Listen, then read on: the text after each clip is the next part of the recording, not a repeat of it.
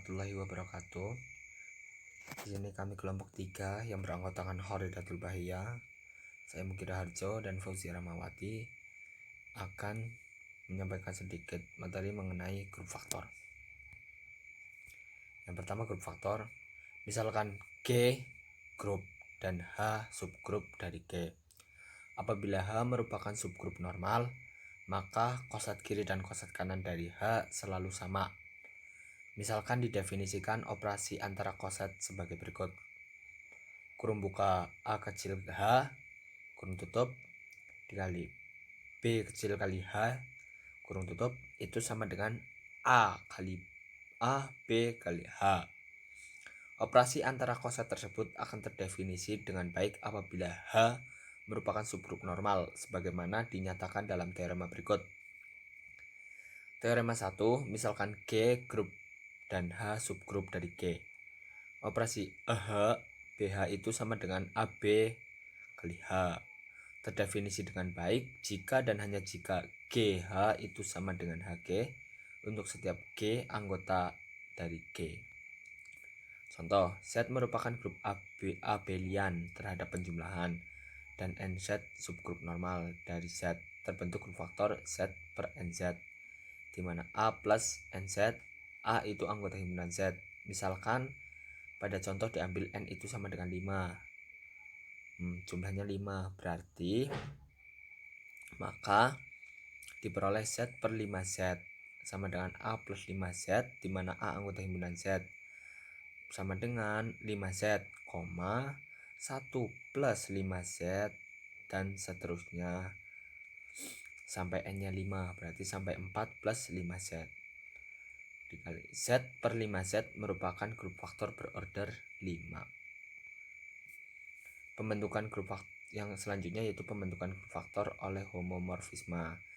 Teorema 1, misalkan himpunan tak kosong G itu G petik 1 adalah homomorfisme grup dengan KR himpunan tak kosong sama dengan H. Misalkan R, H itu sama dengan A, operasi biner H, di mana A anggota R merupakan grup dengan operasi AH BH itu sama dengan AB kali H. Dan pemetaan U G per H itu himpunan tak kosong dari G yang didefinisikan oleh U A plus H itu sama dengan himpunan tak kosong A, merupakan sebuah isomorfisme. Misalkan G dan G petik 1 grup, pemetaan himpunan tak kosong G petik 1 dinamakan homomorfisme grup apabila himpunan tak kosong AB itu sama dengan himpunan tak kosong A dikali himpunan tak kosong B untuk setiap A, B anggota himpunan G. Perhatikan bahwa AB pada ruas kiri merupakan operasi biner pada grup G, sedangkan himpunan tak kosong A dan himpunan tak kosong B merupakan operasi biner pada grup G. Yang selanjutnya yaitu pembentukan grup faktor oleh subgrup normal. Teorema 2, misalkan H adalah subgrup pada grup G. Perkalian koset dari H yang hanya didefinisikan oleh AH BH itu sama dengan AB kali H adalah well definite hanya jika AH sama dengan HA anggota himpunan G. Kebalik, saya lupa bacanya, A anggota himpunan G. Akibatnya misalkan H adalah subgrup normal pada grup G, maka H sama dengan AH, di mana A anggota himpunan G merupakan grup dengan operasi biner AH BH sama dengan AB H. Definisi 1, grup G di mana H seperti yang disebutkan dalam akibat disebut grup faktor atau grup quotient dari G modulo H. Contoh, karena Z merupakan grup alien, maka NZ merupakan subgrup normal pada Z, sehingga dapat dibentuk grup Z di mana NZ tanpa harus melalui sebuah homomorfisme. Nah, beberapa kondisi berikut merupakan karakteristik yang ekuivalen untuk sebuah subgrup normal H dalam grup G. GHG aksen anggota himpunan H, G anggota himpunan G, dan H anggota himpunan H. Kemudian yang kedua yaitu GHG aksen sama dengan H, di mana A terbalik G itu anggota himpunan G. Yang ketiga, nah selanjutnya akan dibahas oleh teman saya.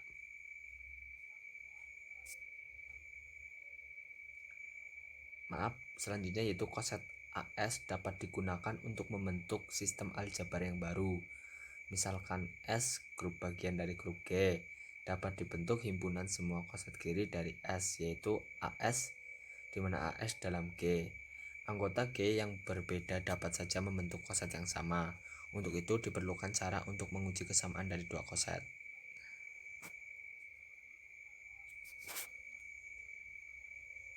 Terima kasih. Baik, saya lanjutkan. Kita masuk pada teorema 9.1, di mana yang pertama koset AS dan BS sama jika dan hanya jika B inverse A elemen S. Yang kedua, AS sama dengan S jika hanya jika A elemen S. Lah, untuk pembuktiannya yang pertama yaitu jika diketahui AS sama dengan BS. Tadi kan koset AS dan BS itu sama, maka AS sama dengan BS. Maka A sama dengan AE sama dengan BS untuk suatu S dalam S.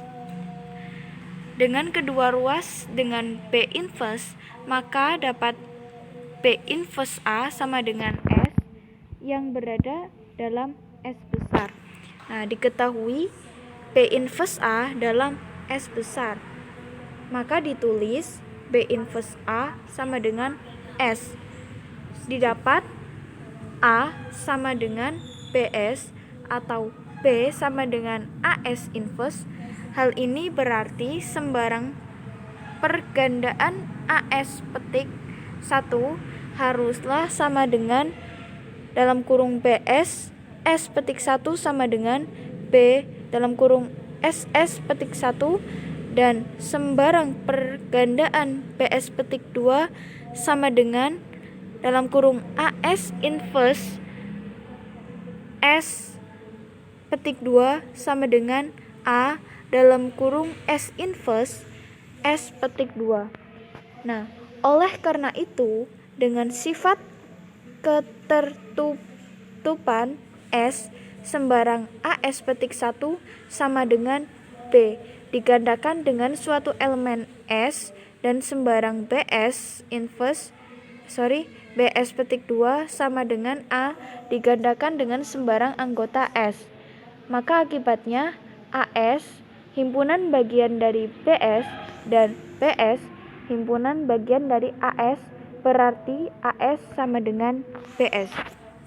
Untuk teorema yang pertama itu terbukti. Kemudian yang kedua, karena ES sama dengan S, maka menggunakan sifat pertama di atas didapat bahwa ES sama dengan S hanya jika A dalam S. Itu untuk pembuktian yang nomor 2. Masuk pada definisi 9.1, di mana aturan operasi biner dikatakan terdefinisikan dengan baik atau well defined jika A sama dengan A petik 1 dan B sama dengan B petik 1. Berarti maksudnya A sama dengan A turunan dan B sama dengan B turunan, maka berakibat A operasi biner B sama dengan A turunan operasi biner B turunan. Contoh 9.1, diketahui himpunan bilangan rasional Q dan didefinisikan aturan pada Q dengan A per B C per D sama dengan A plus C per B plus D. Nah, A per B nya itu A per B C per D itu dalam Q. Karena pada suatu sisi 1/2 sama dengan 3/6 dan pada sisi lain 1/2 ditambah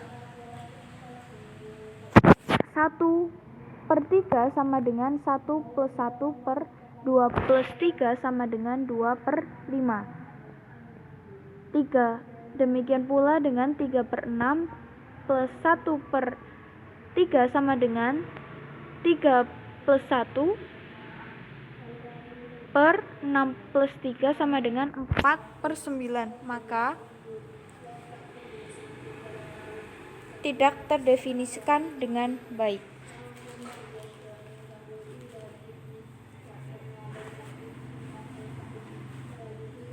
Selanjutnya ada teorema 9.2 di mana pergandaan koset AS dikali BS sama dengan ABS besar terdefinisikan dengan baik jika dan hanya jika S grup bagian normal dari grup G. Untuk pembuktiannya yaitu jika diketahui AS dikali BS sama dengan ABS terdefinisikan dengan baik. Untuk sembarang S dalam S besar berlaku ES sama dengan SS dan akibatnya untuk semua B dan G berlaku S kecil dikali S kecil S besar dikali B S besar sama dengan E S besar dikali B S besar atau SB S besar sama dengan EB S besar sehingga SB S besar sama dengan BS besar.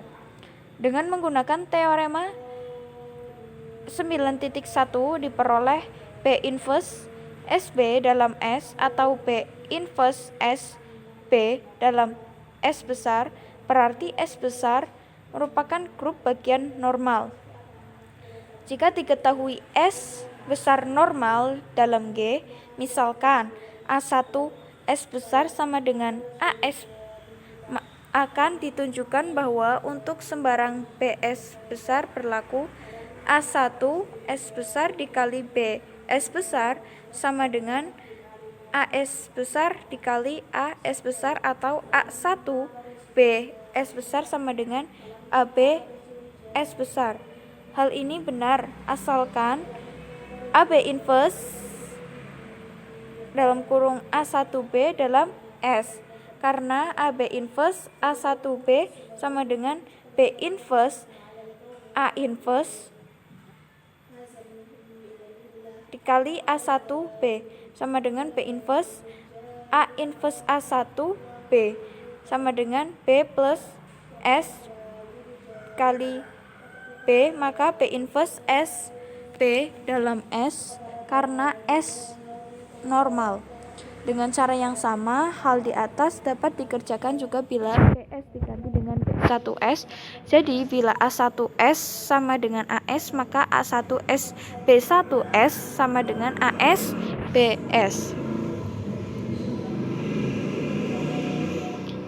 Masuk ke definisi 9.2, yaitu misalkan S grup bagian normal dari grup G himpunan G per S yang dibaca G dan S didefinisikan dengan G per S AS bila mana A elemen G dengan operasinya mempunyai aturan AS besar BS besar sama dengan AB S besar. Teorema 9.3 itu sistem G per S yang merupakan grup.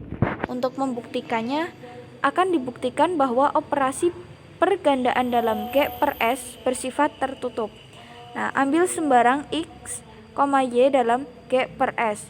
Karena XY sama dengan AS besar dalam kurung BS besar sama dengan AB S besar dengan AB dalam G, berarti X, Y dalam G per S. Nah, yang kedua akan dibuktikan bahwa dalam G per S berlaku sifat asosiatif. Nah, ambil X, Y, Z dalam G per S. Karena X, Y, Z dalam G per S, maka X sama dengan AS besar, Y sama dengan BS besar, dan Z sama dengan CS besar untuk suatu A, B, C elemen S. Dalam kurung XY tutup kurung Z sama dengan AS besar, BS besar, tutup kurung CS sama dengan dalam kurung AB S besar, tutup kurung CS sama dengan dalam kurung AB tutup kurung CS sama dengan A BC S besar sama dengan AS besar dalam kurung BC S besar sama dengan AS besar sama dalam kurung BS besar CS besar sama dengan X dalam kurung YZ tutup kurung, berarti dalam G per S berlaku sifat asosiatif. Nah, yang ketiga akan dibuktikan bahwa dalam G per S terdapat anggota identitas, di mana anggota G per S yaitu ES besar sama dengan S besar merupakan identitas dalam G per S, karena untuk sembarang AS besar dalam G per S berlaku AS besar CS besar sama dengan AES besar sama dengan AS besar, ES besar AS besar sama dengan EAS besar sama dengan AS besar, berarti ES sama dengan S merupakan identitas dalam G per S. Nah, yang keempat akan dibuktikan bahwa untuk setiap anggota G per S mempunyai inverse dalam G per S. Ambil sembarang AS dalam G per S, karena A dalam grup G, maka terdapat A inverse dalam G, sehingga A inverse sama dengan A inverse, A sama dengan E, sehingga AS dalam kurung A inverse S besar sama dengan dalam kurung A inverse tutup kurung S besar sama dengan S besar sama dengan S besar, dan A inverse S AS sama dengan ES sama dengan S, berarti A inverse S merupakan inverse dari AS. Terbukti bahwa G per S merupakan grup.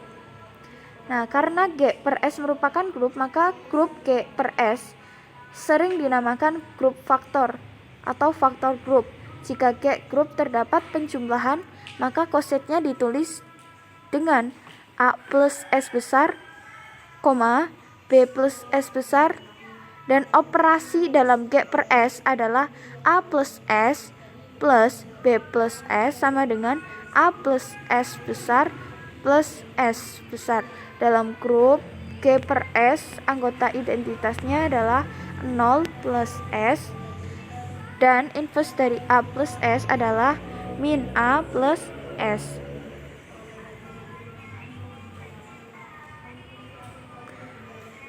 Kemudian ada contoh 9.2 di mana diketahui himpunan bilangan bulat Z grup dan 6 sama dengan himpunan min 12, min 6, 0, 6, 12.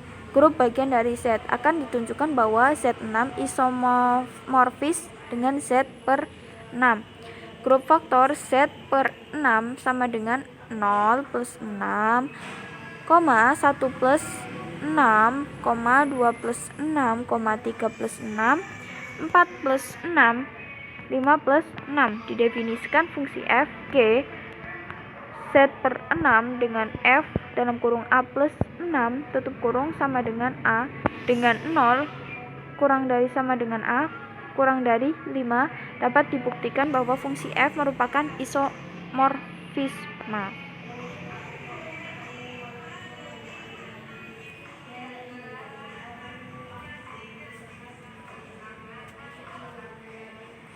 Kemudian ada teorema 9.4 untuk sembarang integer positif n berlaku AS n sama dengan ANS. Pembuktiannya akan dibuktikan dengan prinsip induksi. Untuk N sama dengan 1 berlaku AS pangkat 1 sama dengan A pangkat 1S. Berarti teorema benar untuk N sama dengan 1. Nah, dianggap bahwa teorema benar untuk N sama dengan K berarti AS pangkat K dalam kurung AS pangkat K sama dengan AK A pangkat K S. Untuk N sama dengan K plus 1 berlaku dalam kurung AS besar pangkat K plus 1 sama dengan dalam kurung AS besar dikali AS besar pangkat K sama dengan A dalam kurung AS besar AKS besar sama dengan A dikali A pangkat K tutup kurung dikali S. Nah, dari sini kita peroleh hasilnya yaitu A pangkat K plus 1 S. A dikali A kan A dikali A pangkat K itu berarti A pangkat K plus 1 terus dikali S. Terbukti bahwa teorema benar untuk semua bilangan bulat positif N.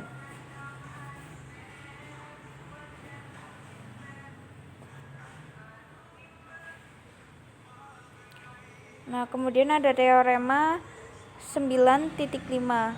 Misalkan G per S sembarang grup faktor. Yang pertama, jika G berhingga maka ordo G per S sama dengan nilai mutlak G per nilai mutlak S. Yang kedua, jika G siklik maka G per S siklik. Yang ketiga, jika A mempunyai ordo berhingga maka ordo dari AS dalam G per S membagi ordo dari A. Yang keempat, jika G abelian maka G per S abelian. Untuk membuktikannya, yang pertama dengan menggunakan teorema Large yang seperti udah pernah dijelaskan oleh kelompok sebelumnya. Bisa dicoba masing-masing ya teman-teman.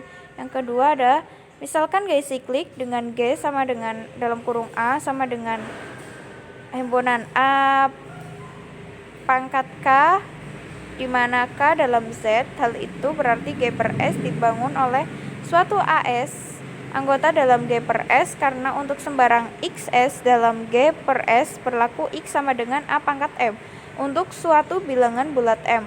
Oleh karena itu XS sama dengan A pangkat M, S sama dengan AS pangkat M. Terbukti G per S dibangun oleh suatu elemen dalam G per S atau G per S siklik. Kemudian yang ketiga, misalkan A mempunyai ordo berhingga K dalam G maka A pangkat K sama dengan E dan akibatnya AS pangkat K sama dengan A pangkat K S sama dengan ES, yaitu identitas dalam G per S. Oleh karena itu dengan teorema 4.6 ordo dari AS membagi K. Yang keempat, ambil sembarang AS BS dalam G per S. Telah dibuktikan bahwa G per S grup jika G grup karena G abelian maka AS BS sama dengan AB S sama dengan BS besar AS berarti G per S grup abelian.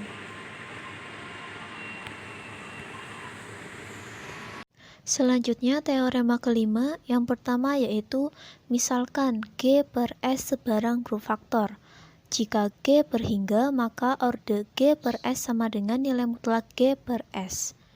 Pembuktiannya menurut definisi 6.6, jika S subgrup normal dari grup G, maka himpunan koset dari S dalam G adalah grup faktor dari G, dan dinotasikan dengan G per S.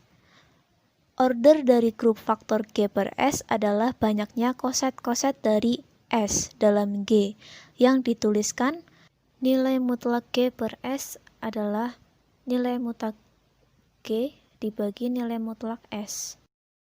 Oke, selanjutnya misalkan G per S sebarang grup faktor. Jika G siklik maka G per S juga siklik. Nah, kita misalkan sebuah grup G itu adalah siklik, maka grup G itu dapat ditulis sebagai G sama dengan A sama dengan A pangkat N, dengan N itu elemen Z. Hal ini berarti G per S dapat dibangun oleh suatu elemen AS, yang mana AS itu elemen G per S. Karena untuk sembarang GS dalam G per S berlaku G sama dengan A pangkat M untuk suatu bilangan bulat M, sehingga dapat kita tuliskan bahwa GS itu sama dengan A pangkat M S, atau dengan kata lain AS dipangkatkan M. Berarti terbukti bahwa G per S itu dibangun oleh suatu elemen dalam G per S. Dengan kata lain, G per S itu adalah siklik. Selanjutnya yang ketiga yaitu misalkan G per S sebarang grup faktor.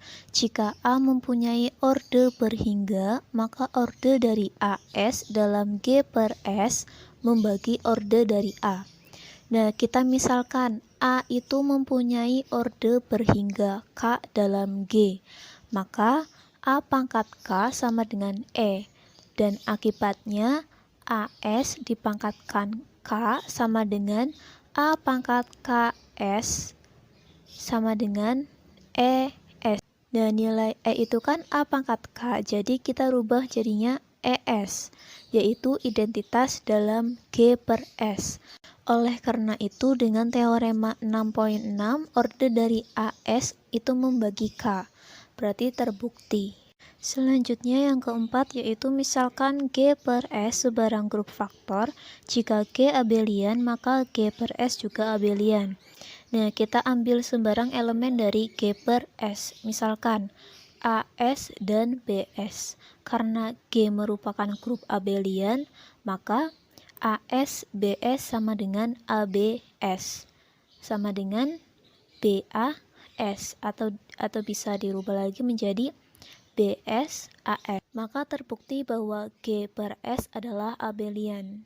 Selanjutnya teorema ke-6, misalkan G per S sebarang grup faktor fungsi f di mana G itu merupakan G per S yang didefinisikan dengan aturan fx sama dengan xs, merupakan homomorfisme surjektif dari G ke G per S dengan intinya S.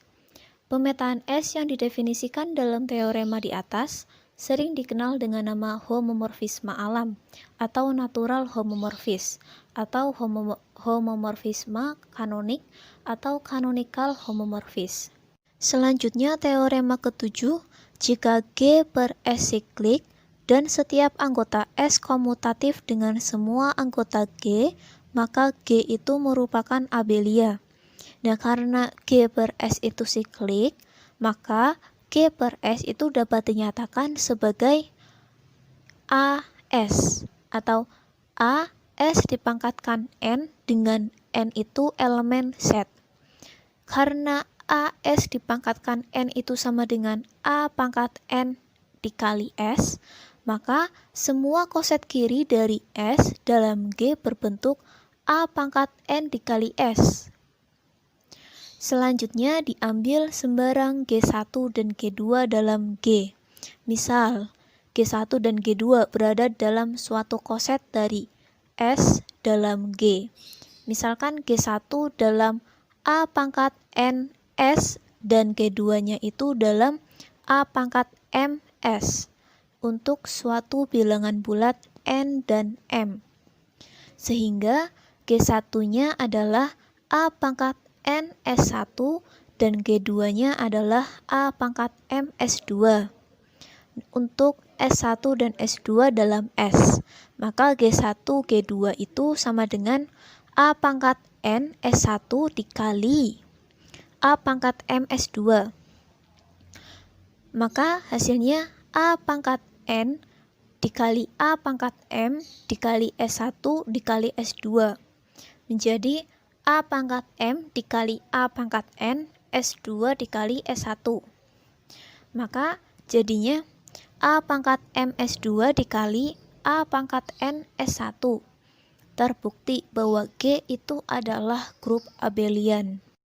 Selanjutnya teorema ke-8. Jika fungsi f di mana G itu merupakan H, homomorfisme grup dengan inti K dan peta f, G, maka G per S isomorfis dengan Fg. Pembuktiannya, definisikan fungsi G di mana G per K itu merupakan Fg dengan G AK sama dengan Fa. Telah dibuktikan bahwa G bijektif sehingga tinggal membuktikan bahwa G itu homomorfisme. Pada satu sisi, G AKBK sama dengan G ABK sama dengan F itu AB. Kita rubah menjadi FA dengan FB. Dan pada sisi lain, GAK kali GBK sama dengan FA dikali FB. Sehingga GAKBK sama dengan G kali AK dikali G kali BK untuk semua koset AK dan BK. Selanjutnya isomorfisme. Isomorfisme adalah suatu grup yang nampaknya berbeda namun secara esensi itu dapat sama. Secara intuisi, ide bahwa dua grup secara esensi dapat sama akan menuju pada pemikiran tentang konsep isomorfisme. Untuk definisi ketiga, misalkan G dan H itu grup. Grup G isomorfosis dengan H jika terdapat fungsi f di mana G itu merupakan H yang memenuhi yang pertama fungsi f adalah fungsi injektif, lalu yang kedua fungsi f adalah fungsi surjektif, lalu yang ketiga fungsi f adalah fungsi homomorfisme. Maka f dapat dinyatakan sebagai isomorfisme. Selanjutnya ada teorema 10. Yang pertama, sebarang grup siklik tak berhingga isomorfis dengan set. Lalu yang kedua, sebarang grup siklik berhingga orde n isomorfis dengan Zn. Buktinya dalam setiap kasus didefinisikan suatu fungsi yang diduga merupakan suatu fungsi yang isomorfisme. Kemudian ditunjukkan bahwa fungsi tersebut injektif, surjektif, dan mengawetkan operasi. Untuk yang nomor 1, misalkan G sebarang grup siklik tak hingga. Karena G siklik, maka G sama dengan A, atau A pangkat K dengan K itu dalam Z. Bentuk himpunan ini mengarahkan untuk mendefinisikan suatu fungsi yang sesuai. Misal fungsi f, di mana G itu merupakan H dengan fx sama dengan A pangkat x. Andaikan A pangkat x itu sama dengan A pangkat y, dengan mengalihkan kedua ruas dengan A min x, didapat E sama dengan A pangkat x plus y. Karena y lebih besar dari x, maka berarti terdapat kuasa positif dari A yang sama dengan identitas E. Hal ini kontradiksi dengan kenyataan bahwa A mempunyai orde tidak hingga. Untuk yang nomor 2, misalkan dipunyai grup siklik berhingga dengan orde n, yaitu G sama dengan B, sama dengan B1, B2, B3 sampai dengan Bn itu adalah E. Dengan mendefinisikan fungsi f di mana Z itu merupakan G dengan aturan f K kali 1 sama dengan B pangkat K dengan K itu bilangan bulat antara 0 dan N-1, maka dapat dibuktikan bahwa F itu isomorfisme. Sekian penjelasan dari kelompok kami, kurang lebihnya mohon maaf. Billahi taufiq wal hidayah. Wassalamualaikum warahmatullahi wabarakatuh. Pasrahkan semua pada Tuhan yang telah mengatur semua jalanku dan juga jodohku.